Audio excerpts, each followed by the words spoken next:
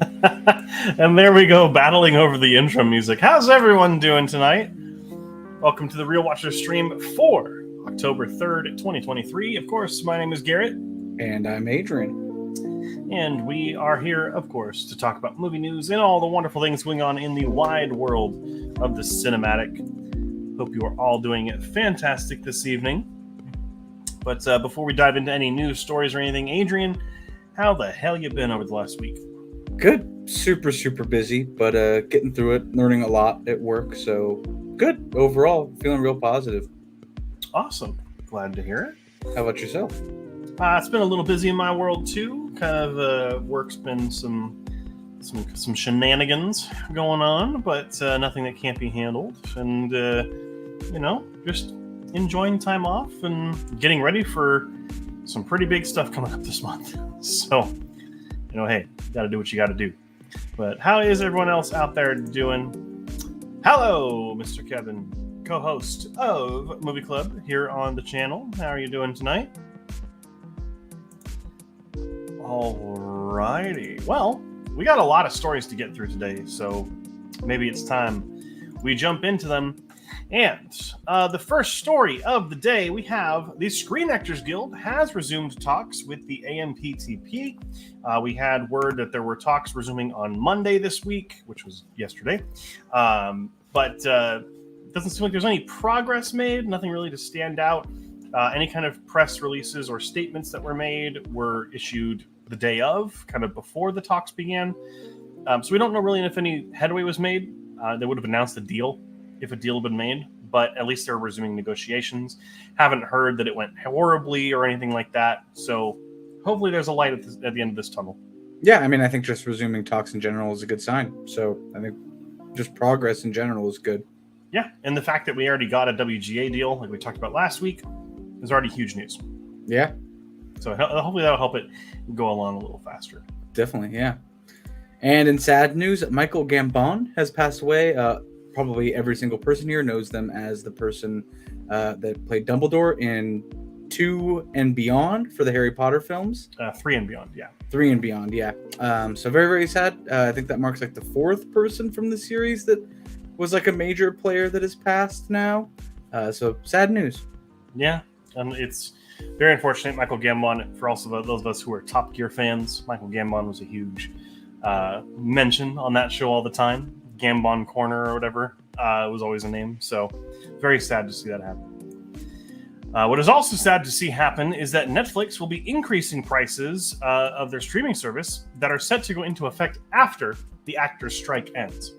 And I'm just going to say it, fuck Netflix for that, because that is such horrible timing. Yeah, I think it's deliberate, right? It's going to cost more to make movies, so they're thinking we'll get ahead of it and we'll just start charging more now, so that by the time we have to make movies, we have more money. Yeah, it's so predatory and so stupid. And yeah, the fact that they already gained more subscribers because of their no multiple people on an account shenanigans it's just enabling them at this point. So whatever. Yeah, I'd be interested to see what the new price. I know every time they do a price increase, people unsubscribe because it becomes too much. So it'll be interesting to see what those numbers look like. Yeah, but unfortunately, they've announced a lot of really good stuff coming out in the next couple of months. So it's kind of like, I don't know what to do. But moving right along, speaking of really exciting things coming out, The Alchemist is set to get its final film adaptation. Finally get its film adaptation. And said to be from the writer of Enola Holmes, both of them, I believe. And really exciting. This book is great. I think the vibe of the Enola Holmes movies has room to fit with the book pretty well. So I'm actually pretty hopeful for it. I think it's a good combo.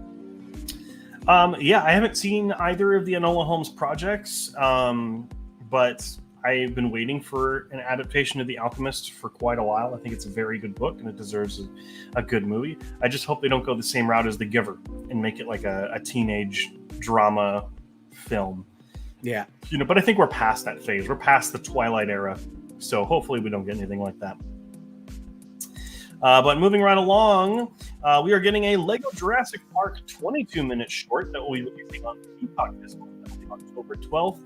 We'll talk about this a little bit more when we get into the trailers that came out this week, but this looks adorable. And, I mean, on one hand, I'm a huge Lego fan. I'm a huge Jurassic Park fan. I love the movie. But on the other hand, it's not a kids movie, so I don't like how it's being marketed towards that audience. You know what I mean? I mean, I guess, but I don't know. I think Lego inherently is mostly geared. Like, I think it's accessible pretty much for the most part. I don't think Lego has any Lego sets that are like unapproachable to children. So I feel like it does kind of make sense that they are targeting that. But I do think it's cool. I mean, obviously the Lego movies were super fun, and I think this looks super fun too. I think it looks it's always entertaining to see how Legos can be used, especially when you get into like the animation side of it. So I'm super excited. Yeah, we'll see how it is. 22 minutes is also a pretty decent time. So yeah, it's more than an episode of SpongeBob. Moving right along, Halloween's heading back to theaters for its 45th anniversary, the original 1978 version. Halloween 4, Return of Michael Myers, and Halloween 5, Revenge of Michael Myers are all coming back for a 40th anniversary. So huge kind of re-release all at once, like catch the trilogy, I guess, all at the same time. Yeah, I mean, I think you're going to see more and more of this just because of what's going on with the Screen Actors Guild, and you're not really releasing a whole lot of new stuff that you can market terribly well, or whatever they say. But I think you're going to see a lot more of these re-releases, and it's going to be cool to see Halloween on the big screen again. Yeah, I think that's fun. That might actually get me to go see it. Yeah, I mean, I've seen it before. I'd probably go see it again. I haven't seen 4 or 5, so maybe I'll go check them out in theaters. But moving right along, staying in the horror category, Saw 10's editor apparently had the police called on him because the neighbors heard screaming. And apparently the screaming was so realistic and so like dread-inducing that the neighbors called the cops. And the cops showed up to the guy's door and asked what was going on. And the guy was like, I'm editing the next Saw movie. You want to see it for proof that I'm not actually doing something? And the cops were like, nope, you're good. We believe you. I think that is really funny. I also think it's really interesting that, like, I don't know, how are you editing that movie without headphones? Like, how are you like? So someone asked that earlier, right? And when you're editing a film, that means you're putting everything together, right? You're not making a film to sound good on headphones. You're making a film to sound good on home theater audio or like theater speakers. And the difference between headphones and speaker audio is completely different. Totally. Fair point. It's more so a case of them not soundproofing their office. Yeah, I think what I'm more, it's like, you know that you're in a neighborhood, like, yeah. And you know that what you're editing, so it just seems like a little bit of a lapse in judgment. But at the end of the day, it is nice that neighbors are actually looking out for each other, totally, and not like a horror movie where they don't do anything. Moving right along, Five Nights at Freddy's director Emma Timmy hopes to do more if successful, and I feel like it will be. I feel like a lot of people are going to go see this. I don't know if I'm in that boat. I don't think it looks that good, so I hope that it is good for those people that do want to go see it, and I'm sure it'll be successful, so I'm sure we'll be getting more if that's the case.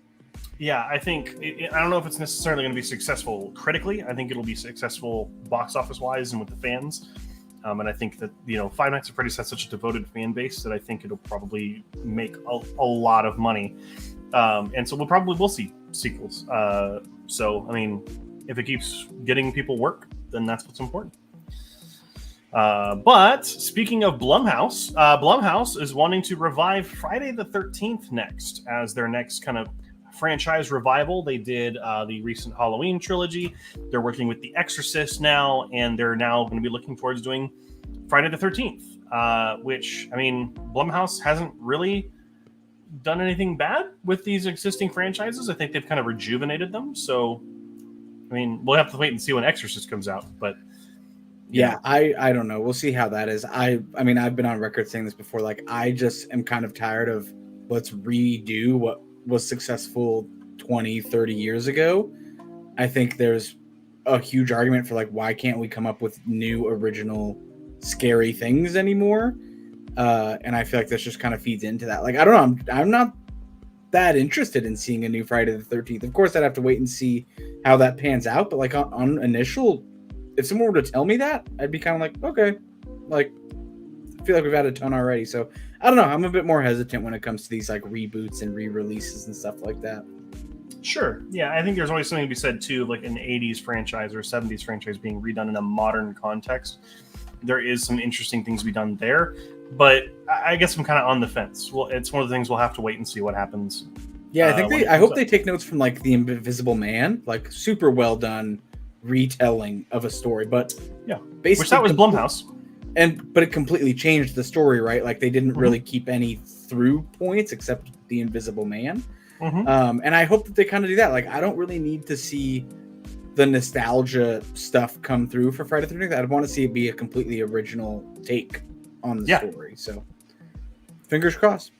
But moving right along, Marvel has begun meeting with writers for X-Men, which we all knew was coming once they acquired the property a few years back. So we all knew that it was already kind of in discussion, but now it's officially moving forward, which we've all kind of anticipated. So just more exciting news.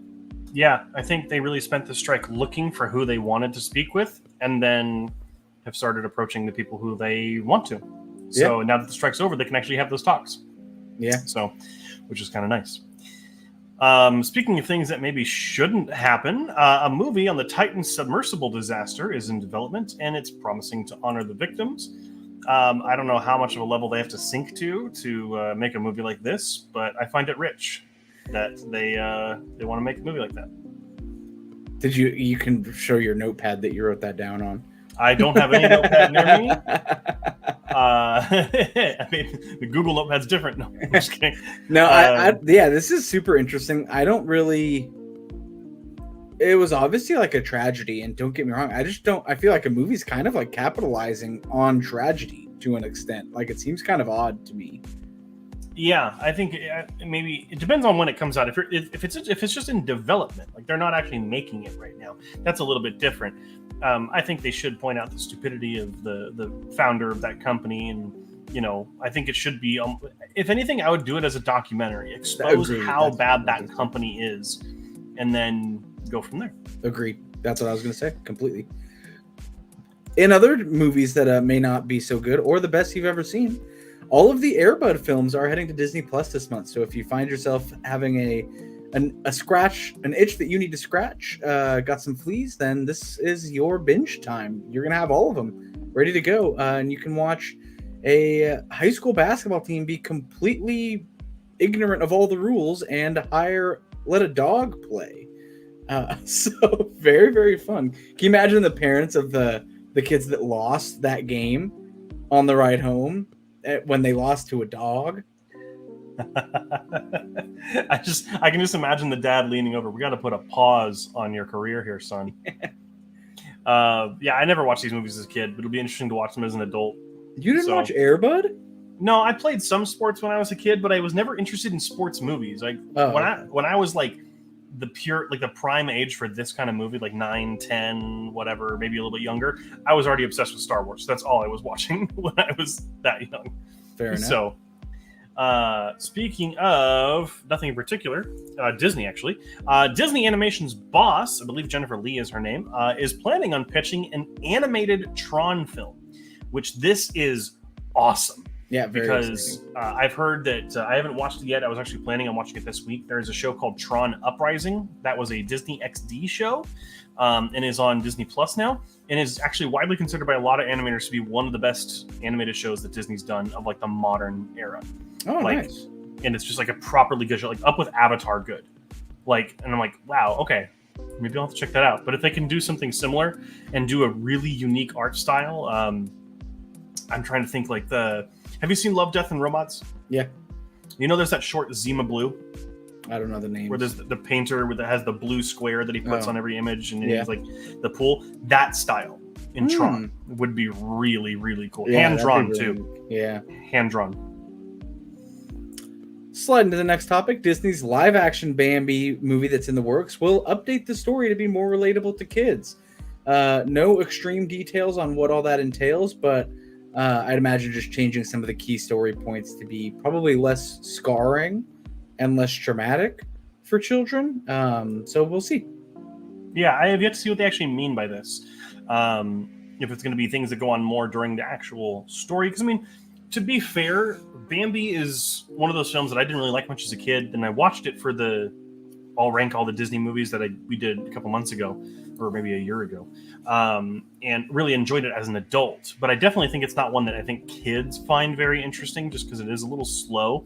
So maybe that's what they mean. They want to kind of up it a little bit, but we'll find out. An action movie. Hopefully not a live action Bambi for the TikTok generation. But moving right along, the upcoming Lord of the Flies film version will be a psychological horror film, which, I mean, for Lord of the Flies, it should be. That's what that book is. Yeah. But it's getting support in the director, a director named Luca Guadagnino, who did the remake of Suspiria recently, and has done quite a few more artsy, like, wide release films. So I think it's a really good choice for this film, and I'm very excited to see what they do with it, because it's been a long time since I've read the book. Yeah, I agree. I think it makes perfect sense. I'm glad they're going in that direction. I think it'll make for a better film just by having that kind of be the direction instead of going for some other one. So I'm excited for that. Yeah, 100%. And then last but not least, in the highlight of the entire week, Paddington 3 recast Rachel Zegler because of the SAG strike availability, or her SAG strike availability. I'm okay with it. I feel like I know she's really popular right now. I feel like I'm kind of indifferent. I feel like there's a lot of people that could carry that role. I'm just excited that Paddington 3 is in such a steam train of production that they're like, you're not available, we're moving on. This movie's getting made. So, well, it's also a British film, and British actors, if it's a British production, they're not using SAG.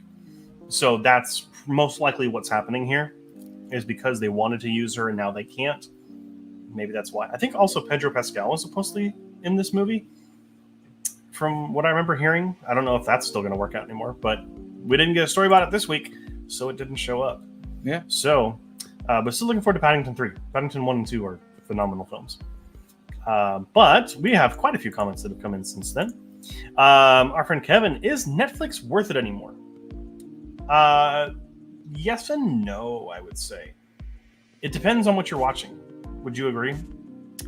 We've pretty much just watched like one show and then Seinfeld. So I don't know. It is a lot. I think it's like $22 for the 4K package now. So I don't know. It depends on what they hike this to. This might be where we back out and just find another either Hulu or something else to use. Yeah, I mean, I think Netflix has really good originals. So if you're interested in their originals, then definitely go that route. Like, I think that would just be the best option if you want to go those. Specifically, like Castlevania, the show is fantastic. Cyberpunk Edgerunners is incredible. Everyone likes Stranger Things, so if you're into Stranger Things, you're going to watch it for that. Like, the shows that are on there, and if you're going to watch them, then it's worth it. That's probably the best way to say it. Yeah. Our good friend Nadia over at Horror and More, Hulu is where it's at now. Don't know if I agree. I think if you're into TV shows, 100%. Their movie selection is definitely a little slim. I agree. So, but they do have some good originals every once in a while. Prey was awesome.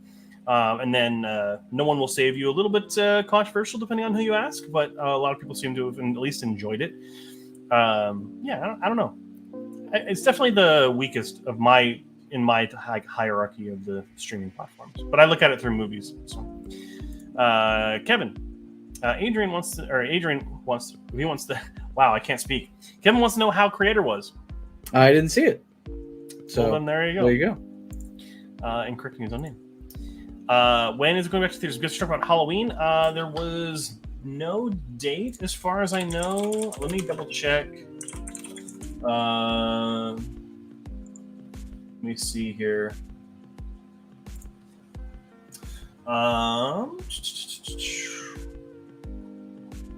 Let's see. Yeah, it's just saying this October, 307 theaters around the U.S. So you're just going to have to keep an eye out on your local theater and see if it's playing near you. I'm guessing it's going to be closer to Halloween. Our friend Jose, so just watch Halloween 1 and 4. Got it. All righty. Kevin says, watch Halloween 3. That is a great movie. I haven't seen it yet, so I can't. I don't know. Have you seen Halloween 3? That's the one where they didn't have Michael Myers in it.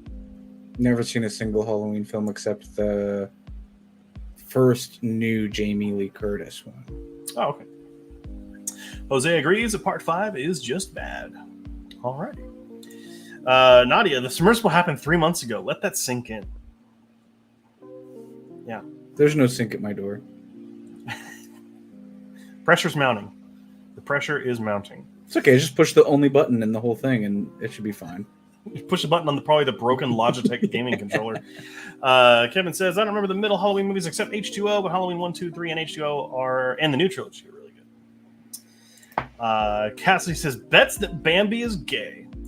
Or Thumper at the least. Make them all gay. Let's do it. Let's do it. Make the furries really happy. Nadia says, Lord of the Flies sounds like a spoof movie. No, it is very much not. That is a very hefty movie.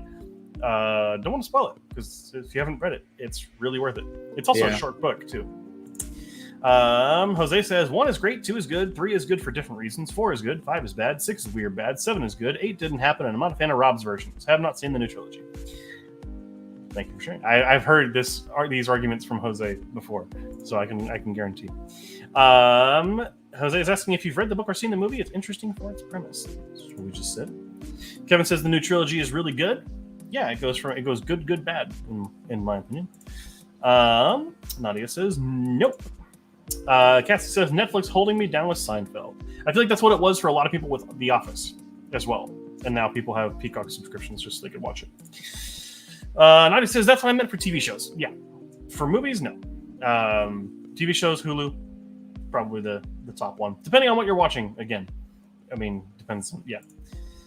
Kevin says, what is your favorite streaming service? Adrian, you have a... I mean, probably I don't really use streaming services that much, so probably Netflix. I feel like maybe Disney Plus. Probably those are my top 2. And then Amazon Prime, where I can actually rent the movies that I can't stream anywhere. So I don't know. I guess Netflix. Sure. I'm going to say Max, just because of the giant movie selection. And there's also some decent TV shows on there as well.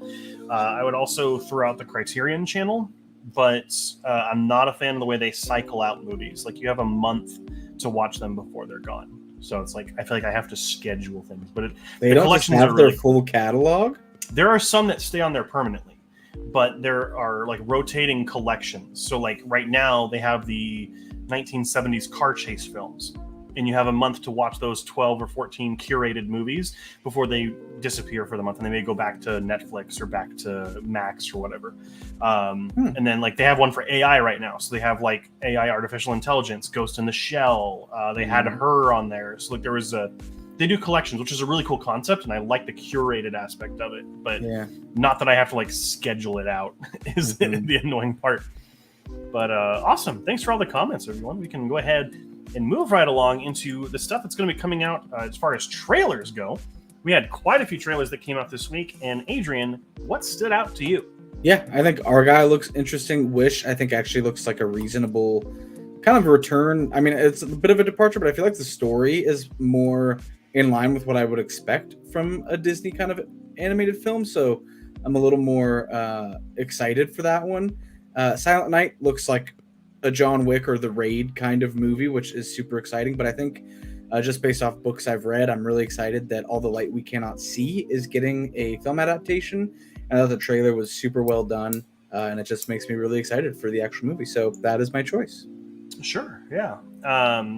As far as me, I think Argyle again looks like it's going to be interesting. Wish looks like a return to form, the true like princess fairy tale style Disney, which we've been missing for quite a while.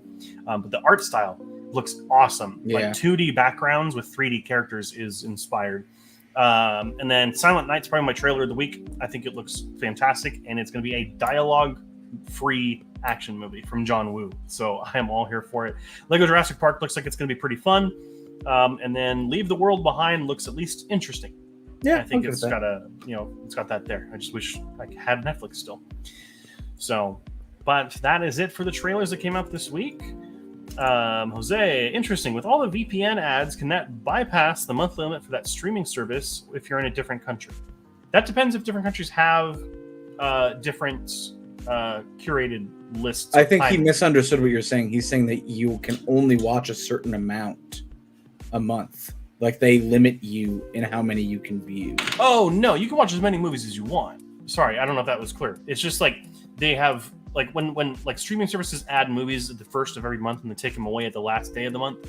It's similar to that, but they're collections of movies. So it'll be like a theme, right? So like during Pride Month, they had the best of LGBTQIA plus cinema.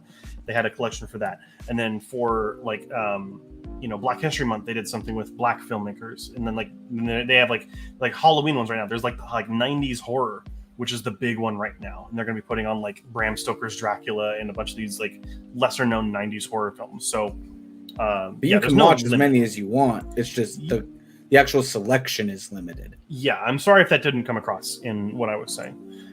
But let's go ahead and jump into the part where I talk about all the movies I watched in the given week. And this week, thankfully for some of you, I'm sure, is very limited in what I watched. So the first movie I watched this week was Little Shop of Horrors from 1986, the musical film version of the story. I give it a 52 out of 100. I said I don't feel like this film really works for me. Sure, it's got great creature effects and the songs are well written, but I don't like the main cast and I don't think the concept really lends itself to a musical. I can see why it's a favorite for so many people and why it's a nostalgia, not a nostalgic or like cult status movie for some people. Just didn't really work for me. But it is a fun Halloween movie, though. This is a movie you can throw on in the background of a Halloween party, and people will enjoy it, and they'll just sit there and having fun. Similar to another movie we'll talk about tonight. And the last one I watched, which actually was today, was Meg 2 The Trench, the one that just came out this year, and it was bad. 22 out of 100. When your series has already jumped the shark, where do you go? Apparently here. And while the series never had any real potential, it really gets worse than the first movie. It's less fun than the first, doesn't have much in the way of a plot, and the first hour of this movie is so boring. It took all the wrong lessons from the Jaws film, the good one, the original Jaws, and applies it to this movie. They don't show any sharks for like a whole hour. It's really boring. Its monster action at the end is a little bit closer and similar to my guilty pleasure leanings. I like monsters attacking military people kind of a thing. It's just a guilty pleasure of mine. But this movie does nothing for me that speaks that it's original or fun. And so I did not enjoy this movie. That's a bummer. I really thought it was going to be like a fun action film. Sucks to hear. And a very clear point to make, that is my opinion. I know there are people out here who are going to enjoy this movie and go at it, enjoy it all you want. It's just, for me, didn't quite stick. So if you do want to see any other reviews, though, and kind of track me as I get closer to 1,000 movies reviewed, you can go down to my Letterboxd right there and revel with me in the sadness of watching so many movies. But anyhow. Well, enough about what Garrett listened to last week and watched. Let's go ahead and talk about what is coming out this week in case you want to go to theaters. There's quite a few this week, so I'll try to go super quickly through them. We have the anticipated blockbuster, Killers of the Flower Moon. Members of the Osage tribe in the United States are murdered under mysterious circumstances in the 1920s, sparking a major FBI investigation involving J. Edgar Hoover. That comes out to limited release this Friday. Then we have The Exorcist Believer coming out on Friday, sequel to the 1973 film. If it says sequel again, but about a 12-year-old girl who is possessed by a mysterious demonic entity, forcing her mother to seek the help of two priests to save her. Then we have She Came to Me.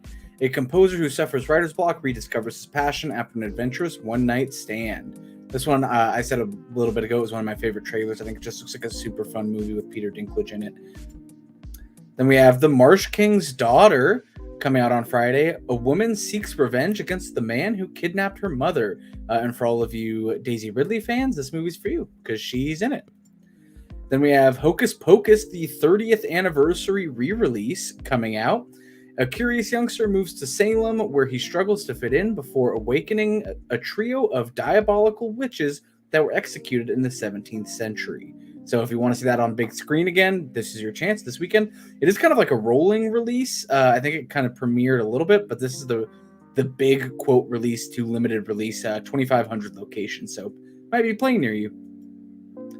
Then we also have Dix the Musical for its wide release. A pair of business rivals discover that they're identical twins and decide to swap places in an attempt to trick their divorced parents to get back together. Last week was a limited release. This is the full. I think last week we said it's kind of like The Parent Trap, but producers of Greatest Showman and director of Borat So kind of like a powerhouse of people behind it. Then we have When Evil Lurks coming out to limited release on Friday.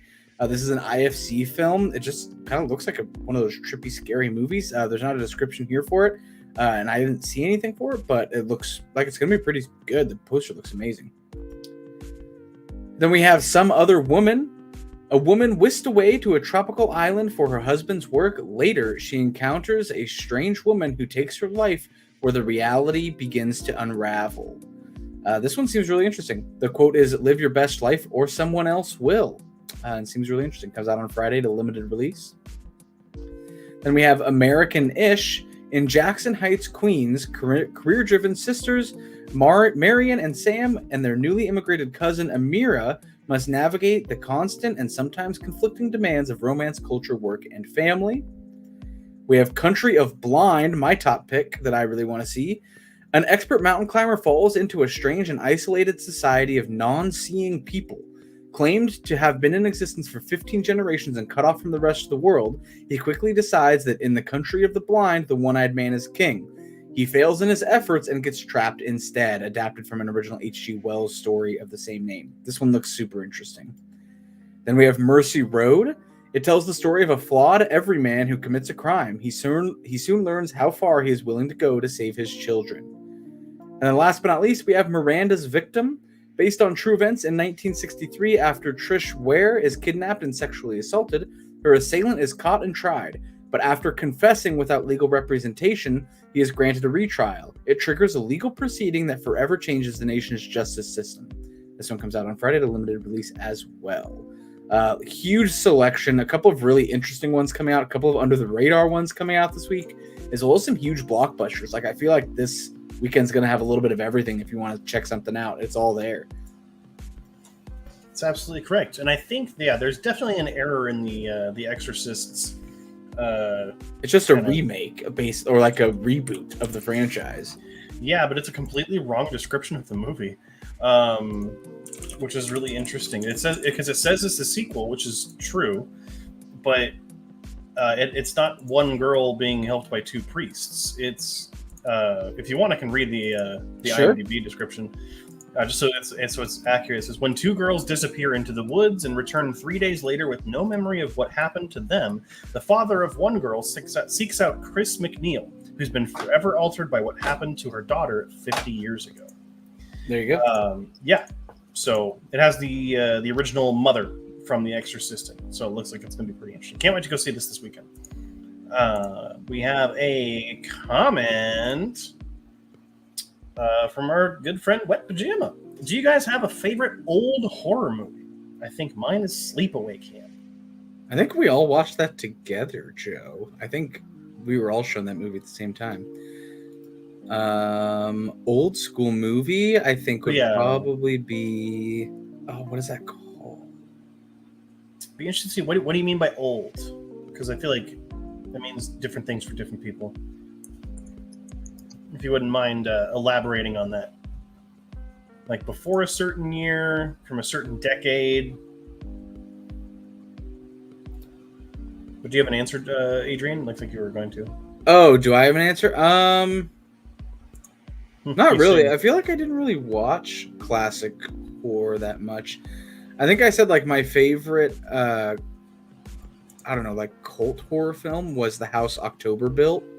I really do enjoy that film. I don't think I was like raised on those like campy horror films from back in the day, and I haven't really taken my time to go watch the historic ones, so I guess I am not versed well enough in that area. Sure. He says 70s through the 90s. So that's actually quite a few entries on our video here on the channel, Top 10 Horror Films.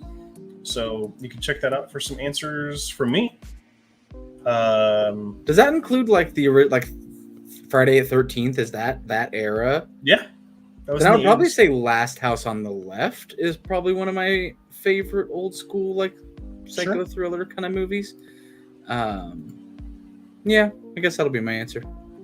If I had to, gun to my head, if I had to select one, I'd probably say The Thing from this time period, or The Thing, Alien, or Texas Chainsaw Massacre.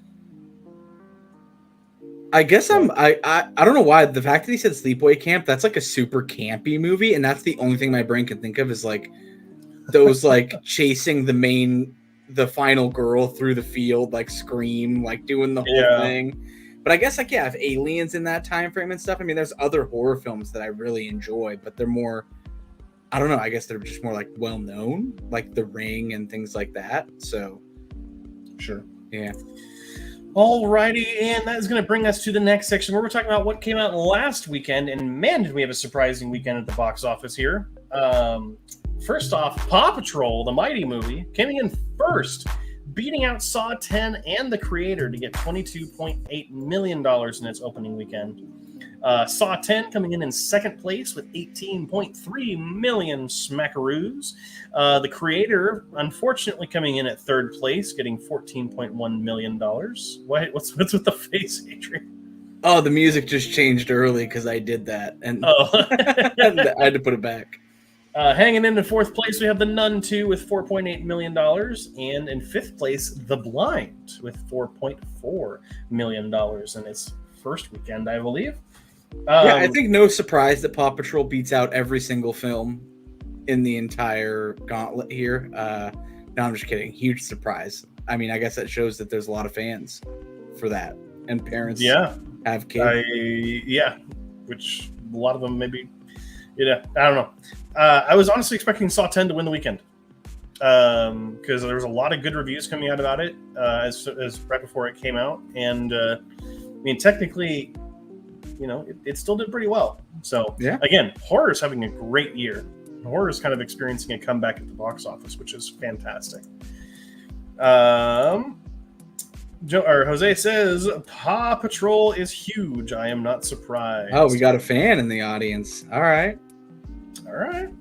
All I remember is just seeing a bunch of it at Five Below, and that has forever scarred me on pretty much a lot of properties that were there.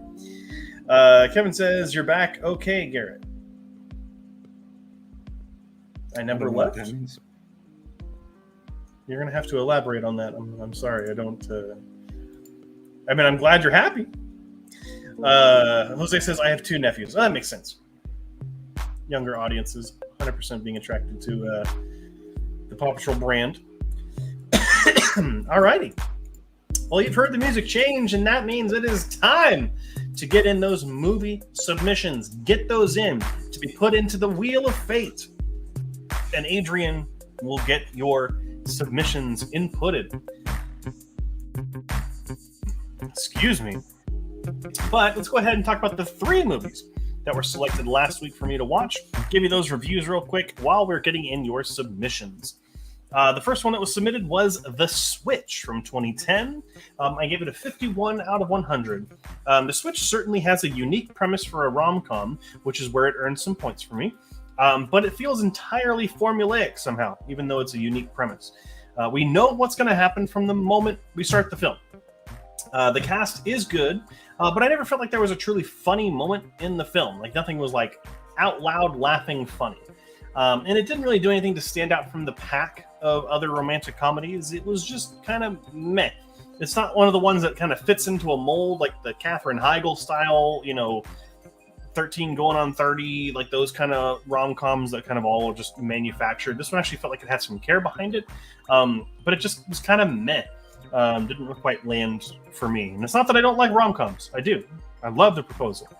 But as a test experiment, I told our friend Jose, who's in the chat, I told him the basis for the plot. And from the basis of the plot, he correctly predicted the outcome of the movie, is how formulaic the story is for this one. After that was Pet Sematary from 1980, and gave it a 61 out of 100. I said Pet Sematary is a lot of fun. It's cheesy, poorly acted, and wastes the potential of its story, but it's definitely a guilty pleasure film. It doesn't change the landmark of cinema, but that's not the point. It's just a fun movie. It's fun enough that it'll be on my Halloween list for a while. This might actually be one that's in my Halloween rotation. If I have a Halloween party, I'll play this film in the background. It's kind of one of those ones that everyone can kind of get into. It just wasn't like incredible. On the other hand, we have One Flew Over the Cuckoo's Nest from 1975, and is probably the best reviewed movie that has come out of the Wheel of Fate. Superbly crafted from beginning to end. I forgot just how good this film is. Nicholson and Fletcher are perfectly cast, and the story's themes are presented well, and they are timeless. There's joy, sadness, and rage all presented in equal measure here, and it's a truly wonderful film. If anyone here has not seen One Flew Over the Cuckoo's Nest, I highly recommend it. It's fantastic. You get to see one of the best villains in film history in this movie. So, but those are it for the films that I watched over the last week from the ones that were submitted by all of you. Thank you for those submissions. Yes, we'll go ahead and reveal now. Cutoff has happened. I think moving forward, we'll just have until Garrett stops reviewing. I think whenever that happens, we will just cut up there. So if you hear him wrapping up, stop suggesting things to me. Looks like there was one after the fact, or at least there was a comment after the fact. So Doesn't make unfortunately, it. Sorry. there has been a cutoff. But let's go ahead and spin that wheel. Let me show it's all shuffled. I did want to let everyone know I did take a couple out that I know for a fact Garrett has already reviewed. He can go through the list later and tell you which ones those are. And if you want to check out the reviews of them, they are most likely in our Drive Back podcast videos that we have on the channel. So check those out. Ooh, interesting. All right, let me go ahead and hide this. And first movie coming up. What is it ever going to be? It's going to be Bride of Chucky, Nadia's suggestion. Interesting. Jumping into a midpoint in the franchise. All right, and second movie coming up.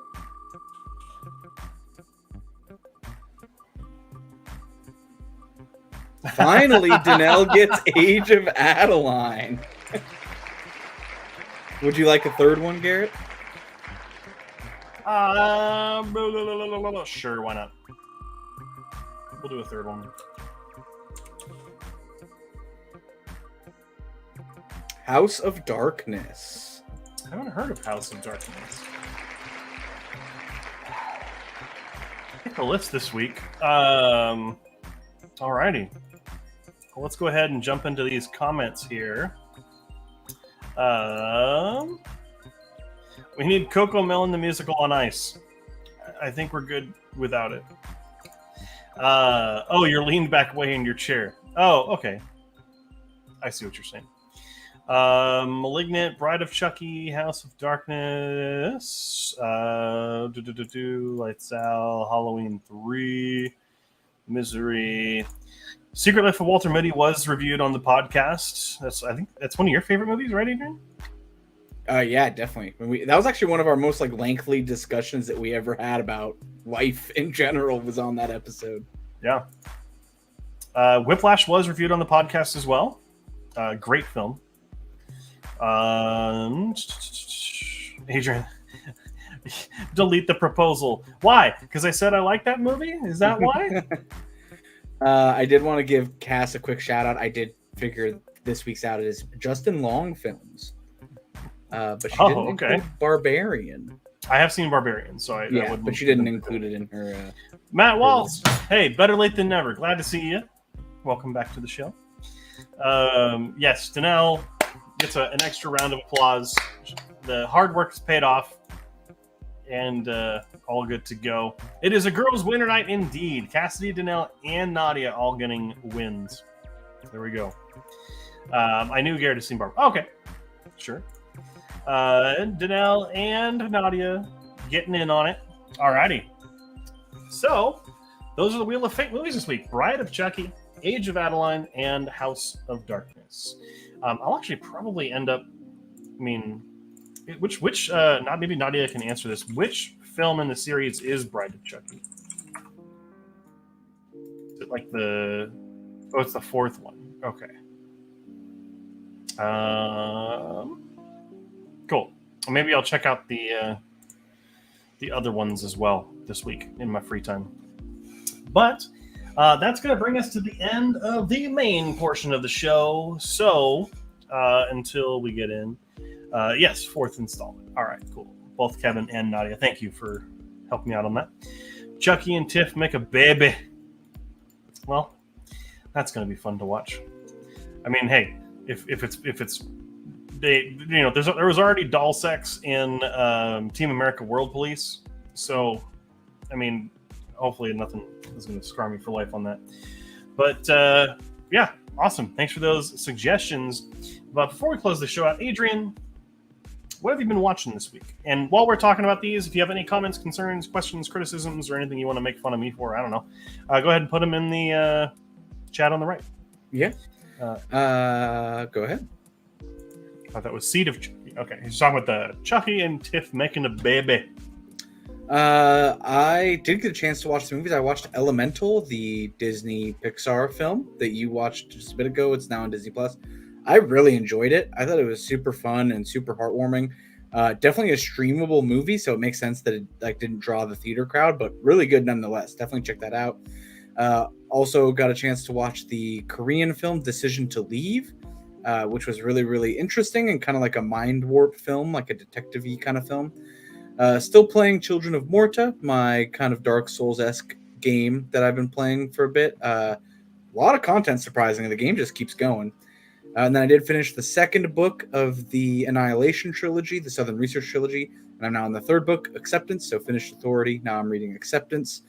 Very good altogether, super unique writing style, very poetic and really kind of just captivating, and a lot of cool commentary on like the social climate and actual climate and stuff like that. So really fun. And then I did get a chance to go see the band, the 1975, last Thursday.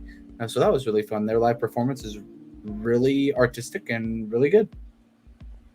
Cool. I mean, you hear about what I watch every week, so nothing to talk about here with movies. But I've kind of every once in a while I get back into painting the miniatures that I have that I collect. So I've been doing a lot of miniature painting and hobbying that way. And then I've also kind of just done a revisit of the Borderlands games, just because I felt like I wanted to, play one again. So I downloaded Wonderlands, but I've been playing that, and I've also got the Borderlands 2 on PC that I might be giving a shot soon. But nice. Other than that, nothing too special. Just been busy with work and things outside of work. So, it's been kind of hard to watch a lot of stuff. A lot of things have just hit Netflix. I know the new Castlevania show is on Netflix, which I'm really excited for. But I don't have Netflix, which is unfortunate. But anyhow, we have some comments here. Nadia saying that they slapped the Hancock in Bride of Chucky. Ooh, good to know. Thank you for giving me the warning. Our friend Joey, Elemental is giving airplane film. Maybe you think it's giving airplane film vibes. A week or so ago, we talked about airplane film being a category. I would normally agree with you, but having watched it, I think, while it's not nearly as good as Zootopia, it does have a lot of similar themes. Like, it's kind of a rebranding of that. And I actually found myself totally engaged towards the latter half of the film. Like, it totally was interesting the way that all the elements interact and the attention to detail with a lot of things. And there was one scene in the movie that both Cass and I, we were like kind of passively watching. We both thought it was just like a live photo. The animation was so good. We both like backed up the movie and was like, was that just a real shot of a ship? And it wasn't. And it's just really good animation, really good storytelling, and really creative movie. So I can see what you're saying, but I would recommend giving it a watch. You will have to back it up, though, because I did watch the first 20 minutes the morning at your house before I put on the Toy Story football game. So you will need to rewind the film. All right. And then Joey again. Garrett, would you ever consider doing a TV series review every few months or so? Maybe. I really don't watch enough of them to, like I watch so many movies, so I feel like I can do a review and at least speak somewhat, like, educatedly on film. With TV shows, I don't watch enough of them, and I'm not a big fan of having to go and watching 20 hours of content for a story that could have been told in 2 hours. I mean, it's fine. There are shows that I do watch, and I can give you a review right now, a spoiler-free review for Ahsoka, if you really want to, because I watched the series finale for that tonight. I'd probably give the show a 7.5 out of 10. I think it had some stumblings in the beginning, got really good with episode 5 and 6, and then 7 and 8 kind of almost missed the landing. So there you go. I'll give you the Ahsoka review for 7.5. And I'll give you another one. Last of Us on HBO Max is a 10 out of 10. It'd be really funny if you actually just reviewed TV series like the LG C series or the Samsung, like the actual TV line. Yeah. So, I've actually got the wrong hand. The Sony OLED is actually going to be getting a 97 out of 100. No, I'm just kidding. Matt Walls watched the first Saw movie the other day for the first time. Such a good movie. Highly agree. Tried to watch the second one, but didn't really care for it. I think the second one is decent. I think they really do start to go downhill from there. I don't think any of them are truly memorable films, except for the first one. But I've heard Saw 10 is just as good as the first one for some people. Or Wow. like, at least for critics, it's around the same like rating, which is pretty interesting. Have you seen any of the Saw films, Adrian? Anything you can comment there? I've seen quite a few of them, but I completely agree that after the first one, I feel like I could not tell you which traps belong to which movie. Like, I feel like they do really all start to blur together. I think I saw up through 5, and then maybe I saw 6, but since then I haven't been caught up. Yeah, I will also say, like, after 4, they get really ugly. They start looking like soap operas, the way that they're filmed. They started using that like tint on it, and it just looks really weird. They went to 4K cameras, I think, too early, and it wasn't good enough. And everything outside of the traps looked so amateurly made. Like, all the budget went to the traps, and then nothing went into anything else. And I think that really hurts those. And Spiral was god-awful. And I realized that that's the reason why Will Smith slapped Chris Rock. And it wasn't because of insulting his wife. Kevin, have you ever fallen asleep during a movie? I have. Have you? Yeah. All the time? Like, I just feel like that's pretty... What movie? What movie did you fall asleep during? What was the last one you remember? The last one I remember, I thought he was just talking about in my life. I mean, I've definitely fallen asleep to movies like on Netflix or while watching them. You're talking about in the theater. I guess like for like your first time viewing a movie, like it's different to like I could put on Jurassic Park and then go to sleep, right? Oh, I could tell you which one it was. Extraction 2. Ooh, bold choice. Fell asleep, took a nap straight during the middle of that thing. I was like, most action-packed movie during the like half an hour one shot.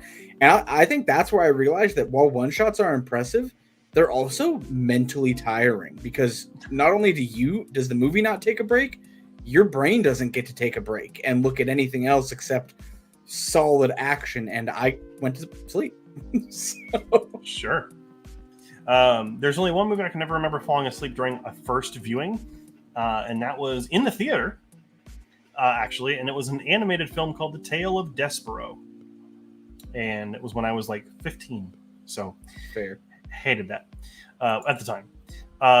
Jose, Nocturne was all right. Not as good as the first one, but the end of season 1 is surprising. It has me intrigued for season 2. Interesting. This talking about the Castlevania series on Netflix, by the way. And yeah, the animation looks different. It still looks good, but it just looks different from the first season. So I'll have yet to watch it and find out. Cassie says Adrian cried thrice during Elemental. She's saying, and that's not true, but it was really good. Matt Walls, I started playing Skyrim again last night. 3 hours of my life went by real quick. Hours go by so fast in Skyrim. It's not even funny. Same thing with Starfield right now too, for me at least. But totally get you. I have like over 1,200 hours in that game. So, yep. And then Cassidy, Adrian fell asleep during Decision to Leave 2 days ago. That's true. Well, I didn't count that because right when I fell asleep, Cass said, we should pause it. I also want to take a nap. And then we took a nap. So. That's different. No one went on without you. Cassie says, sorry, she just keeps calling you out. Well, actually, with one, you just lied. So you actually just gaslit me. Gotta love it. All right. Well, if you have any more comments, go ahead and get them in. But we've kind of reached the end of the show.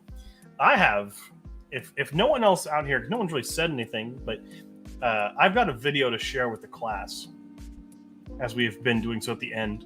Can't do what we did last week because we did get copyright claimed on Blink 182. Tom DeLonge thought we were aliens and wanted to further investigate our channel.